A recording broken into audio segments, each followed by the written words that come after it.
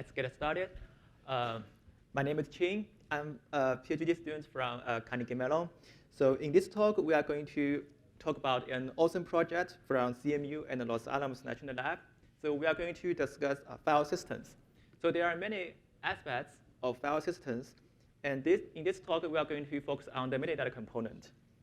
So we are going to discuss what existing file system metadata looks like. We are going to talk about their bottlenecks. And then we are going to overcome these bottlenecks to get high performance. So let's get started. And we will start with something that we all have in common. That is fast storage. So everyone wants their storage to be faster. So in this talk, we are going to be aiming at multiple orders of magnitude faster. So what we are currently looking at on the screen is a large-scale, data-intensive scientific application running on one of the largest, biggest computers. So the application is simulating a universe. And the universe is composed of trillions of small particles. So the application wants the state of these particles to be saved to storage so that they can be analyzed later by scientists. Particles are analyzed individually. So the most straightforward way to store these particles is to create one file for each particle. So they can be retrieved straightforward. So let's just imagine how long it will take for to insert 2 trillion particle files into a single file system directory. So with existing technology, it will take 57 days. But today, we are going to discuss techniques that allow us to insert 2 trillion small particle files into a single file system directory into minutes. That's 20,000 times faster than existing solutions. But before we dive into that, so let's first take a quick look at the design of existing modern distributed file systems. So this is pretty much what file systems looks like today. So there are two components. The fast, scalable data bandwidth that everyone loves is from the left of the screen. That's the scalable object store. It's providing the scalable bandwidth. There is a special component shown in the middle of the figure. It's the guy that manages the metadata. It's called the metadata server, or MDS. So this is where the file names, permissions, and other critical information is managed. So because it manages important information, today, this metadata server is deployed on dedicated resources that is separated from the client machines that are running on the left of the screen. So also because the assumption was that the files were large, and there are not many of them. There are only a modest amount of total files. So the metadata server is typically deployed on a single machine. So not surprisingly, for modern distributed file systems, it's really never extremely good at metadata-intensive workloads. And for metadata-intensive applications, it often finds the metadata server is a bottleneck. And as applications get bigger and bigger, and with data becomes larger and larger, it just starts to take forever to finish metadata operations. So sometimes it can be extremely annoying, such as the particle simulation application we just talked about. No one wants to spend dozens of days to create files. So here, we need to do something to overcome the metadata bottlenecks. So here are a list of ways that people can do to make the metadata server more stronger. So the first idea is to switch to a better metadata representation. So that is to say, instead of using B trees, we can use more advanced trees so that can squeeze more performance from a given device. So with that, the second step, what we can do is to switch to a better namespace partitioning mechanism. So we have a mechanism that can allow the namespace to be served on multiple machines. In this way, we are no longer limited to the power of a single server. The metadata performance can scale with the number of servers. So that's the second step. The third step, we can insert more layers between the clients and the metadata servers to further speed things up. So combining this A, B, and C, we could build something like this. So instead of having one metadata server, we have two, we have three, we have multiple of them. We no longer use B trees, which is old. We use LSM trees. LSM trees are known to be very good at fast insertion, good for write performance. So we fix the write. We also fix the read. We insert a cache between the client and the server. The cache can speed up reads, so pretty much make the metadata performance more better. So let's call this solution MDS 2.0 as opposed to the old metadata design. So is this going to save us? It might do, but if we really do this, it's going to be increasingly extremely inefficient. So let's imagine our goal is to deliver 1 trillion file creates in 2 minutes. So let's be generous and say each metadata server can do 10 million file creates per second. That's not existing number. The existing number is more like 1 million in 5 seconds. But let's say it's 10 million. But even with those powerful metadata servers, we still need 800 of them. We need 800 of these powerful metadata servers to deliver 1 trillion file creates in 2 minutes. So why that is a problem? Now imagine that we are given a fixed amount of money to build a supercomputer. Then the supercomputer basically will have 3 components. The compute nodes that runs scientific jobs, the metadata server that runs the file system metadata server that is separate from the compute nodes, and dedicated storage. So if we want the metadata to be super powerful, we will increase the number of metadata servers. But that increase of number of metadata servers costs money. So we have less money to be spent on the compute nodes. So we have more metadata server, but less compute nodes. This is not very economical, especially because the MDS are not very busy all the time. They are only busy for the most large applications that is metadata intensive. So who to blame? Now we blame the bar that separates the nodes. We divide the nodes into compute nodes and dedicated metadata server nodes.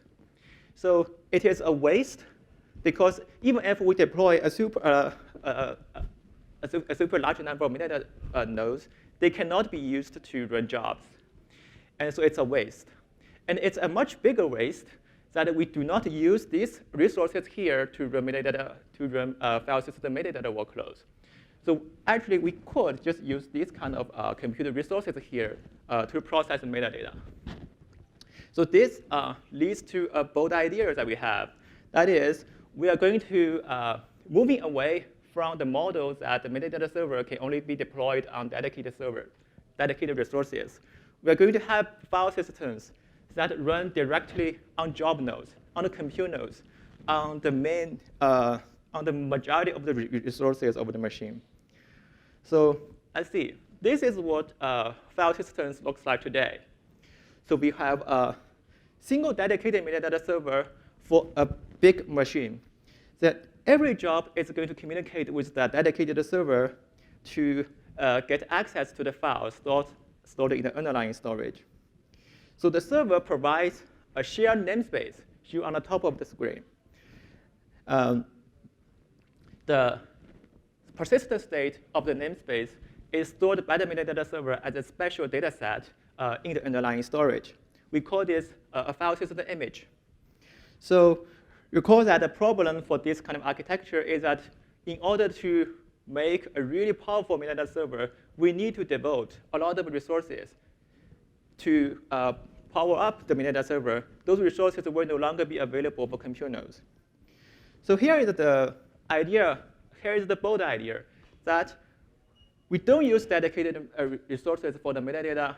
We dynamically instantiate a metadata server for a job. So say goodbye to the dedicated resources. And all of a sudden, we can find we have a lot of choices. For example, we have application, super metadata intensive, create tons of files. Then for this job, we can create a super large metadata server, use a lot of resources spanning across multiple compute nodes to support the metadata intensive job. So for a regular job that's not very metadata intensive, we just create a small metadata server for it. Different servers, they provide different namespaces, and they are backed by different file system image. So jobs are separated from each other. So if we do this, there are some immediate benefits. First, we no longer need to figure out the right amount of dedicated resources to be devoted to the file system. Do we need 2 nodes, 4 nodes, 8 nodes? We do not need to figure this number out when we build a machine. We can leave this decision when we really run the job. So it's a simplified cluster design. Second, by having jobs talk to different servers and different namespace, there's no force sharing, which means the catch entries of one job will not be invalidated by the activities of other jobs. So no force sharing. And the third is that the metadata often becomes highly agile. For large job, we create a super large metadata server for it.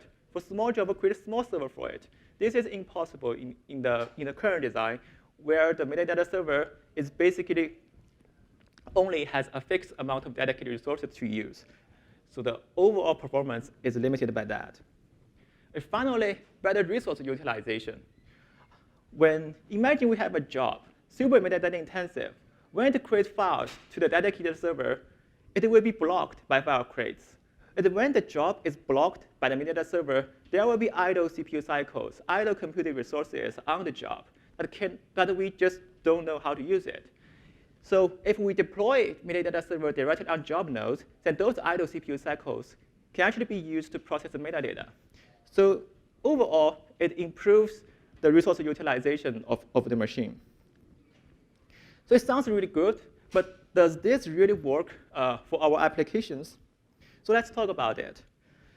So in general, there are 3 types of interaction between application and the file system metadata server.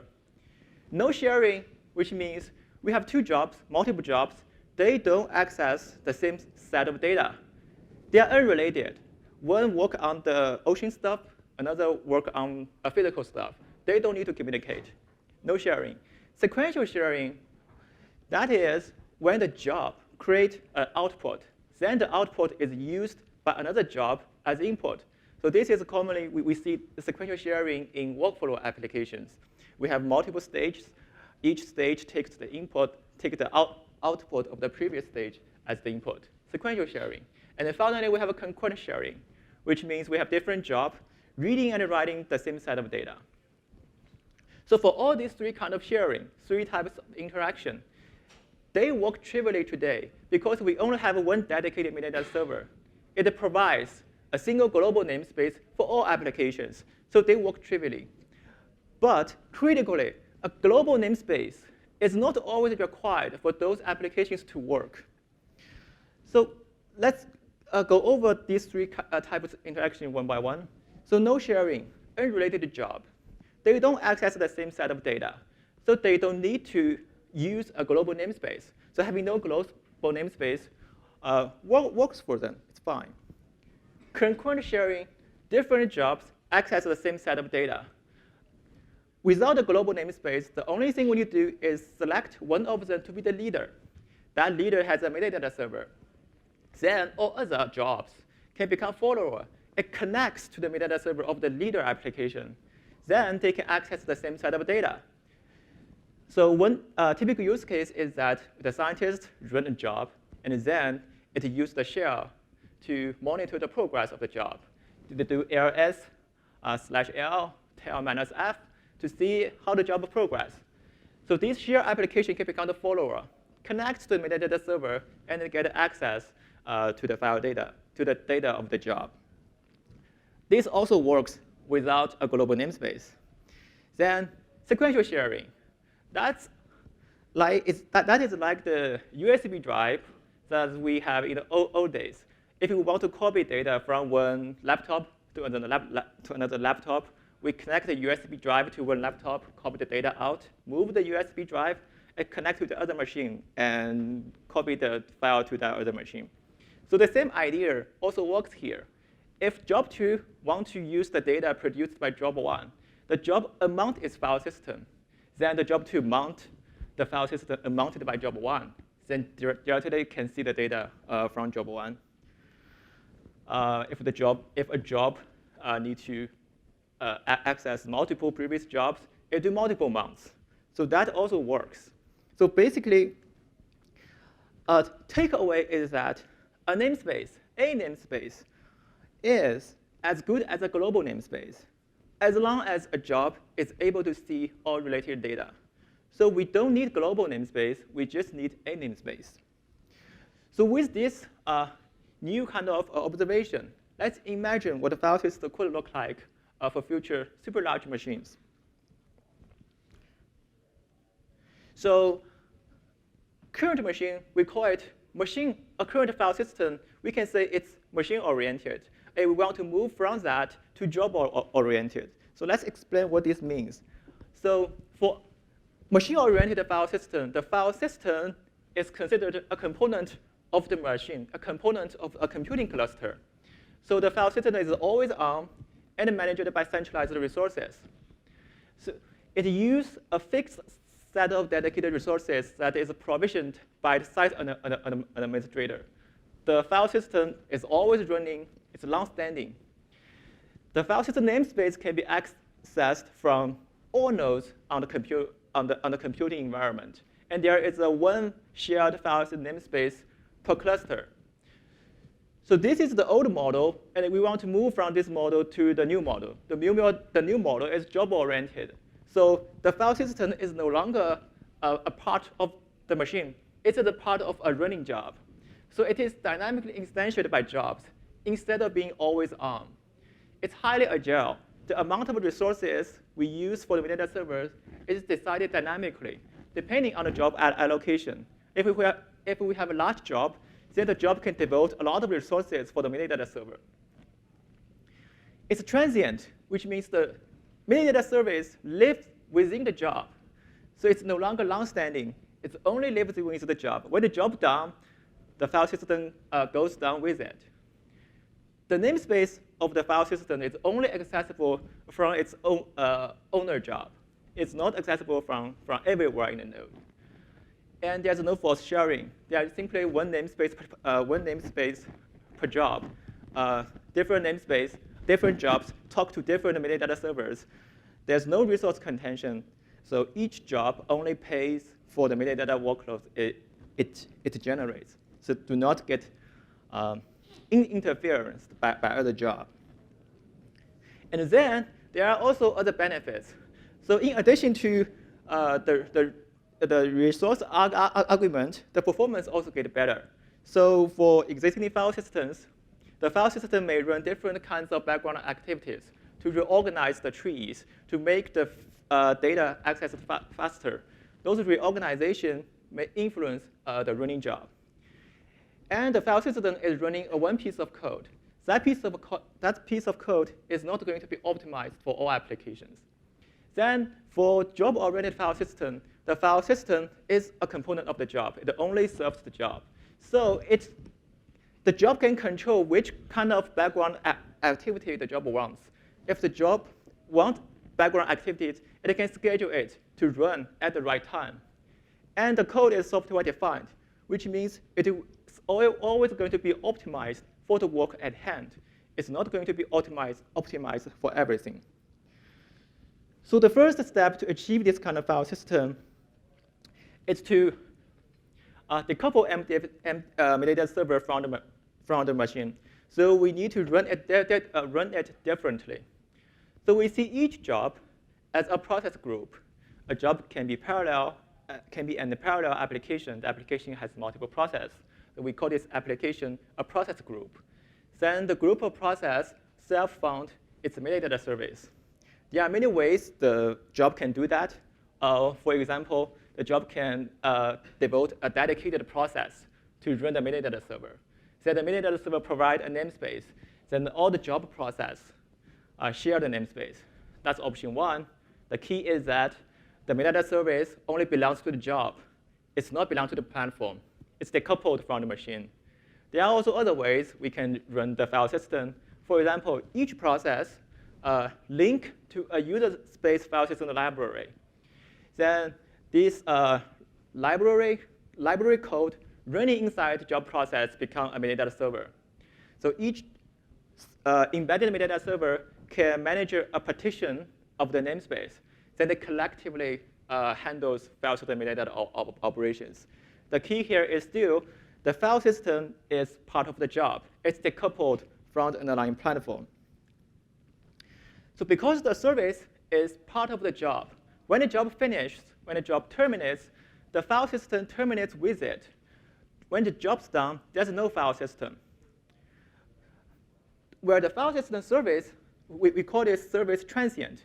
When the transient service goes down, the data does not go away. The data stays in the underlying storage. So it's transient service, but it's not about ephemeral file system. The data stays. It can be used by follow-up jobs. And we can zoom in into each individual job.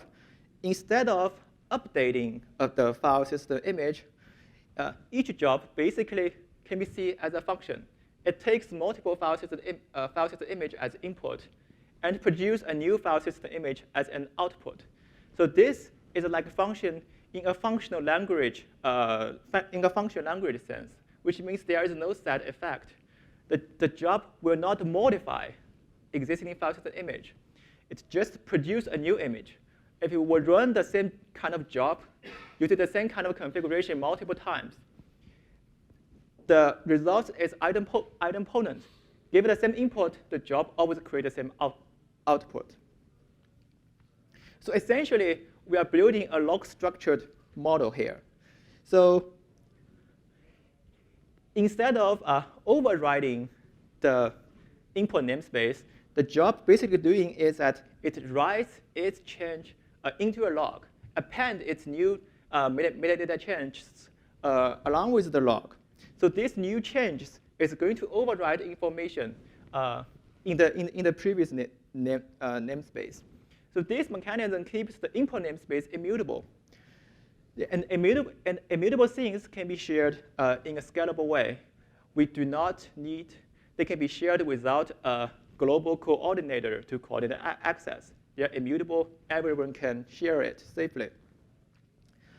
And each namespace, in this sense, is basically a pointer to a logical log. So when the job starts, the pointer is at the input namespace. And when the job ends, it accumulates a lot of changes and move the pointer to the head of the log, to the tail of the log. Then the tail of the log becomes the new output namespace. So the state between these two pointers are the deltas. Basically, it's the difference between the output namespace from the input namespace. So this is the delta, the diff, and this is why we call the file system delta FS. Basically, it's all about a file system managing delta of state changes. So reading from a file system image is basically searching a DAG of deltas. DAG means direct acyclic graph. So here we have an example on the left of the screen. We have a job that has 3 input namespaces, D, B, and C. And B and C itself are created by previous jobs, and these jobs relies on A. So we have a DAG of namespaces. So when the job starts and bootstrap the namespace need to figure out how, when a file system read comes in, how to merge all the DAG into a single namespace that the job can use. So what we do is that we can linearize the namespace according to an order that's specified by the application. The application says, I want the D namespace first, and then C, and then B. Then we can work out an order due to this user-specified ordering. So in this example, it's going to be DCAB. So for each file system read, such as open file stats, it's going to see if the file is in D. If not in D, if it's in C, then we go through this chain to find the data. If it cannot find data anywhere, then it's just a file not found, things like that. So the performance is basically depend on the depth of the chain. So sometimes if we have a workflow that has a lot of stages, then we can accumulate a long chain. Then each file open has a chance to spend a lot of time go through all these namespaces. So to improve performance, we can run log compassion. If we can log compassion, we can merge all these namespaces into a single one. So DCAB becomes a single namespace that you just call DCAB. All doesn't matter here because if we reorder the namespace, it will be a different compassion result. So if we do this, then the job can only need to scan a single layer, so it can be faster. So log compassion can make file system read operation faster. Then the key here is that user is going to pay for the speed, which means if the user wants the file system open operation to be faster, it schedule log compassions explicitly. So here, we do a comparison. This is the old model. We have one dedicated metadata server for entire cluster. Then the metadata server is going to handle everything. So because it handles everything, it's not optimized for anyone, so it gets the merge speed for everyone. Where the metadata server does not know much about applications, so it will do background compassions, log reorganization, or any optimization by itself. So when it does the background maintenance operation in an inconvenient time, then it will cause jitters to the application. In addition, the dedicated server does not know the basic logic of the job, so sometimes it will cause wasted work. So imagine we have an application running on a large number of compute nodes. Then if one compute node fails, the job will fail. So job usually prevent themselves from this failure by doing defensive I/O, which means they checkpoint themselves to the persistent storage. So if it fails, it can recover from it. So if the job doing one process, one file per process checkpointing, then each checkpoint then could generate a large number of files, causing a huge workload to the file system. Then if the file system spends a lot of time optimizing those checkpoint file INOs, the work can be wasted because when the job didn't fail, then these file INOs won't be accessed anymore. So we just wasted our time. So with the job-oriented file system, the job can choose to pay for this speed by itself. So here we have a job. It's write intensive. It knows that the data it generates is not going to be needed by anyone until the job is done. So it creates a metadata server that is optimized for bulk insertion. That is, there's no background compassion. Everything is to make the write fast. Then the job finished, the scientist likes the output and want to do analysis on top of the results. So the second job starts. The only goal of the job is to reorganize the data, reorganize the metadata of the files to be read-friendly. And it's basically reorganized the file format for the query that the scientist is going to do in the third job. So the third job is analysis job. And because the user has launched job 2 to optimize the layout for it, the job 3 is going to enjoy fast reads. So everything is controlled by the job. We have predictable high performance instead of relying on a dedicated server that we really don't have any control of it. So now let's discuss, we have this job-oriented file system. We no longer have a global namespace. All the namespace, each job takes input namespace and produces output namespace. Then the problem is, where can I find my output? So basically, it's all about mapping. We map names to the data. So basically, the user specifies a name. And there is some kind of mechanism that is going to map that name to the real data. So we do this in the old days. In the old days, the scientists write a data on the head of a job card. Then the job control language is going to map the name to the data. Nowadays, we don't have job cards, but we have a global file system namespace. So the user still specifies the name, But the global file system namespace is going to map those names to the real data. So what we really need is not a namespace, but a mechanism that map names to data. So the new kind of a mapper for the job-oriented file system is a file system image registry. So it works like GitHub. It has a record of the location information of each file system image. So when the job starts, the user specifies a name. Let's say if a job finishes, it generates a new output namespace. Then it pushes the namespace to the GitHub-like service. And then when a follow-up job starts, the user will specify the name. And then the job 2 will go to the GitHub here to find the information of the namespace. And then the GitHub will return the job where it can find the namespace, and then the job 2 will go to the underlying storage to find the namespace. So this is the workflow. Then we don't need to repeat this process for every job, because sometimes the user runs is a long workflow and workflow that has multiple small components. So the workflow engine can automate this publication and the collection process and to speed things up. Then the second problem becomes which registry did I use?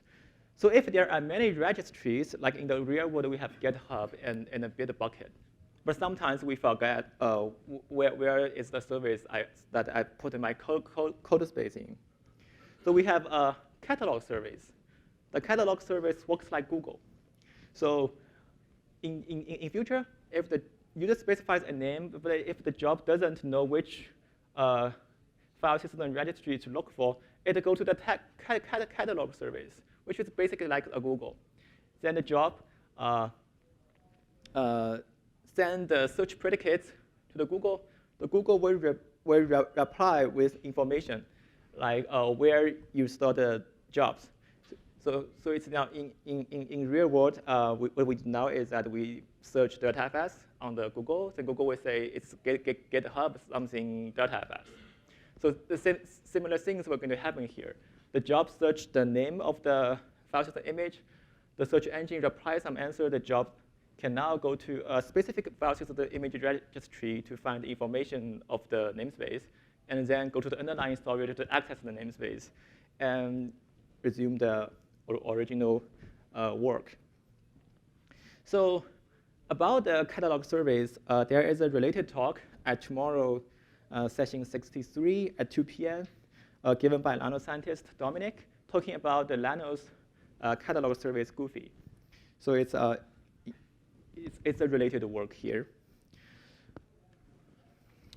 So sounds good. So let's review why a job-oriented namespace is better than a machine-oriented namespace.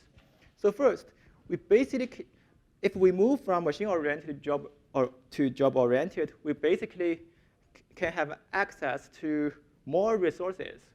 Previously, the performance of the metadata server is limited to a fixed set of dedicated resources that we devote to the file system. Now, we allow the file system to be dynamically instantiated. So we can decide to use a lot of resources for the metadata server. So the metadata server will have more resources than it was before. But this is the first and perhaps most important reason that that we can get high throughput, high file query throughput from a job-oriented file system. And second, it's more efficient. So there's no force sharing. There's less synchronization and communication between the job and the file system, because now the file system only serves one job instead of all the jobs. So my catch entry will no longer be invalidated by unrelated work. The only communication I will perform is for communications that will get my work done instead of somebody else's work. And then lastly, it's software defined, which basically means the code that we run for each job is optimized for the job at hand.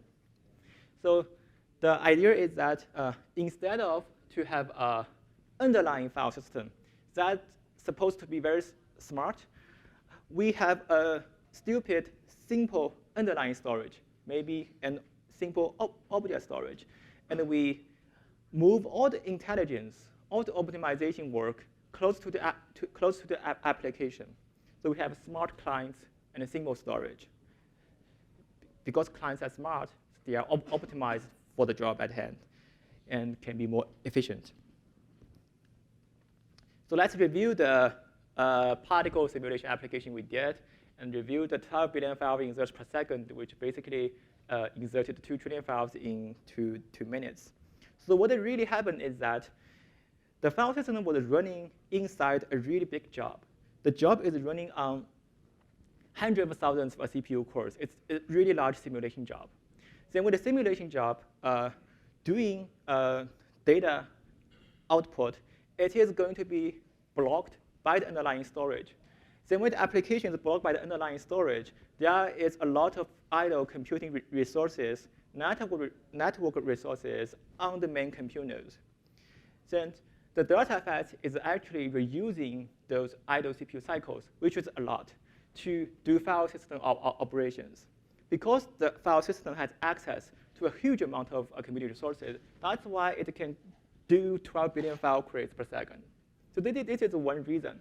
Leveraging idle CPU cycles. There's two, deep write-back buffering, which means the file system knows that when the job creates a file, the file won't be accessed at the next operation. It will only be accessed when the entire job finishes. So because of this reason, we don't, the traditional way we create a file is that we create a file, there will be RPC generated to the server creates a file, reply to the application, I created a file. Then there will be RPC for each file create. But here, because we know that the application does not need the file until the entire application finishes, so we can implement deep write-back buffering, which means when the file creates a file, we buffer it locally. We don't do the creates. And until we accumulate enough file creates, until we can do it efficiently, then we create a bunch of files in a single shot. So this deep write-back buffering, which is only possible when we know what job is doing. And then finally, it's optimized storage layout, which means we kind of know how the application is going to deal with those files after the job finishes. So we intentionally create a file format and a file indices that are optimized for the query pattern. That's why we can make the query run fast too. So leveraging idle CPU cycles, deep write-back buffering, and the optimized storage layout is all that cause the database to deliver huge performance improvements than traditional file systems. OK, so conclusion. So basically, existing file system has one dedicated server running, exposing one global namespace. So the file system clients sync too much with the servers. And the synchronization of anything global should be avoided as much as possible when we move to larger and larger computers. Removing the servers, removing the dedicated resources, force us to think what is really necessary. A global namespace is not always required. Enabling sequential sharing, which means enabling the output of a one job to be available to a follow-up job, is what really the file system is supposed to do. So that's the key for each file system, not global namespace, but sequential sharing. So to achieve high performance for future shared storage, we should try radically different models. And a job-oriented file system we present in this talk scales much better in many computing environments. Yeah, that's it. Thanks.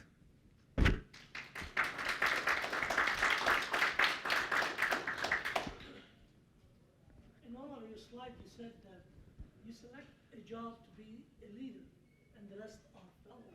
Right. How do you determine what job should be the leader? The Can you repeat it or summarize the question for the recording? Sure. So the question is on the slide 20, which means we are going to handle concurrent sharing. And we say concurrent sharing is about multiple jobs reading and writing data concurrently. And then we say we are going to elect a leader and have others to be follower. So who is going to be the who's going to be the leader? The user knows that. So here, imagine the user runs an application, and here will be the main job that the user submit to the system. So the job has a metadata server. Here are the share programs that the user runs to monitor the job. So basically, these two are follower. This is one leader. For other scenarios, for example, we have a pipeline. There is a consumer that there is a producer keep producing data to the pipeline, a consumer reading data from the pipeline. Then either the consumer or the producer can be the leader, then the other can be the follower. It doesn't really matter who's the leader. The really matter is that we have a service that all the jobs can connect to access the namespace.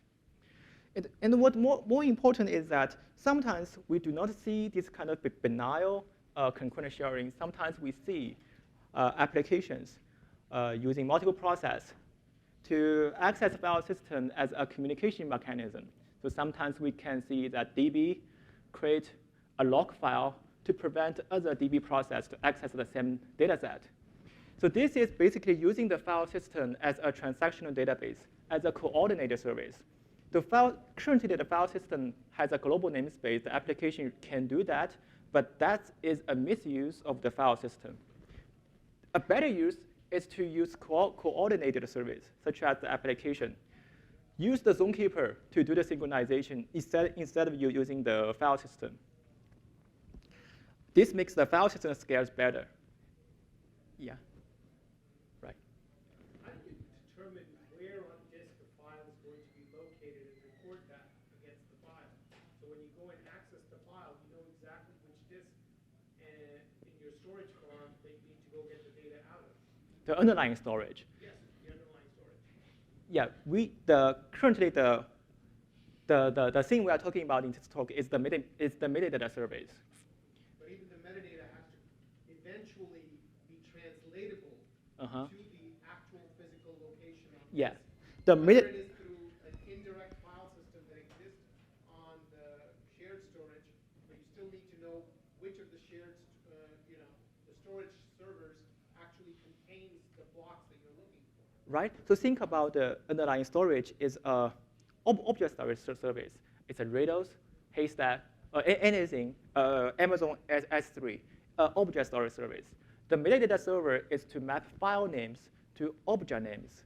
Then the underlying object store map object names to the disk or block location of the data. That's just referring the problem from your file system to the object store. Yeah, but that's right. The object store handles data storage. The file system metadata server handles file metadata. We have two different layers of storage.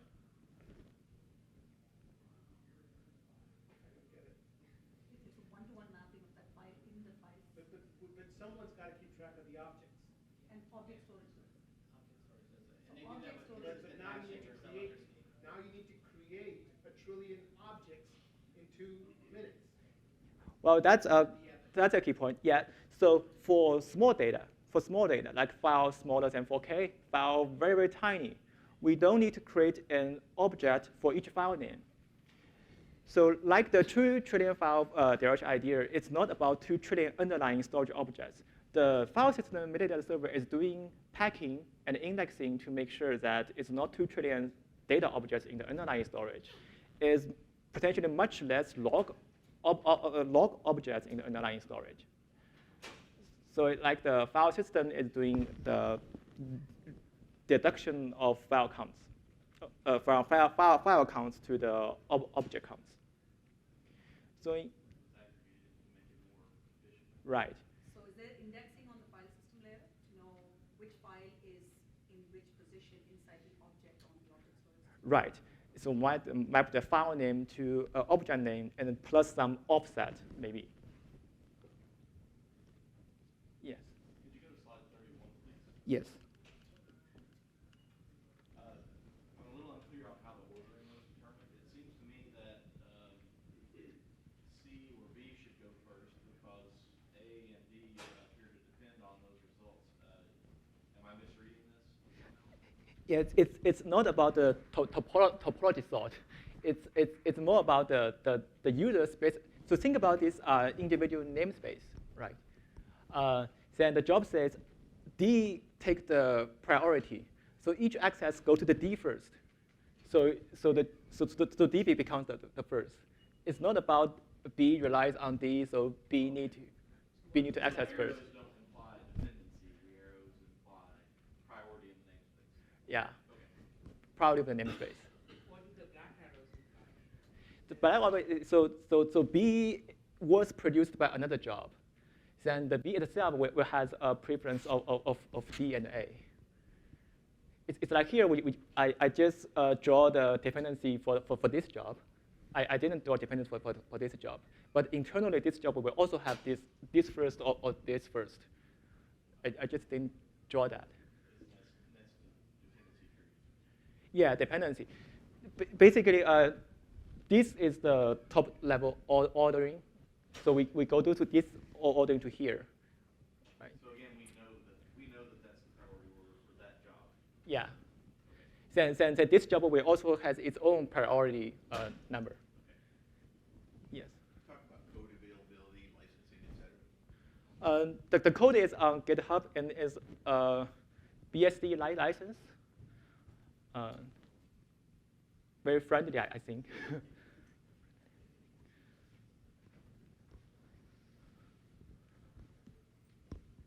Yes. In the case when there's an MDS service per process within a multi-process job, do you expect some locality between the process and the MDS service, or they're just two different planes? So each process is talking to some MDS.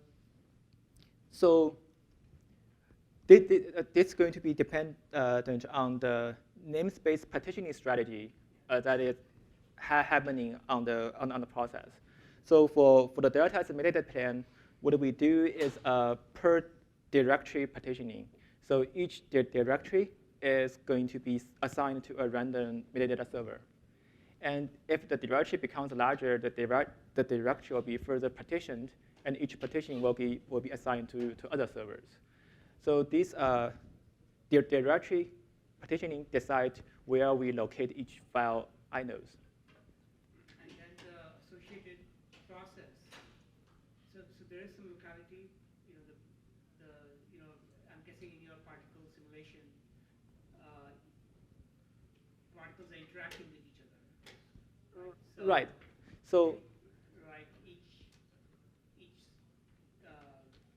unit volume or something is accessing multiple particles. right. Those particles that it is accessing is the metadata service for those particles sort of nearby, the same node, or?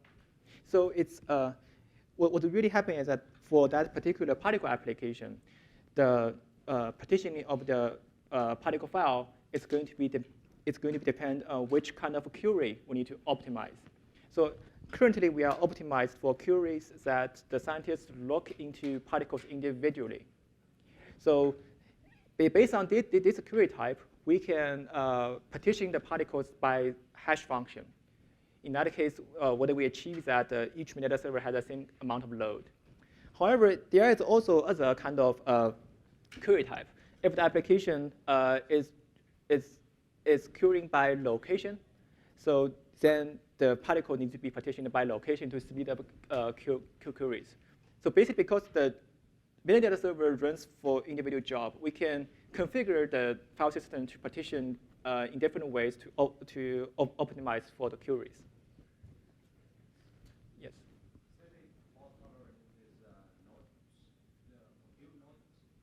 Yeah. So the compute nodes does not have local storage. So all the storage is in the shared underlying storage. So when the user creates file, modify namespace, the metadata server will append all these changes to write-ahead log. The write-ahead log is stored in the shared underlying storage. So if one node fails, another can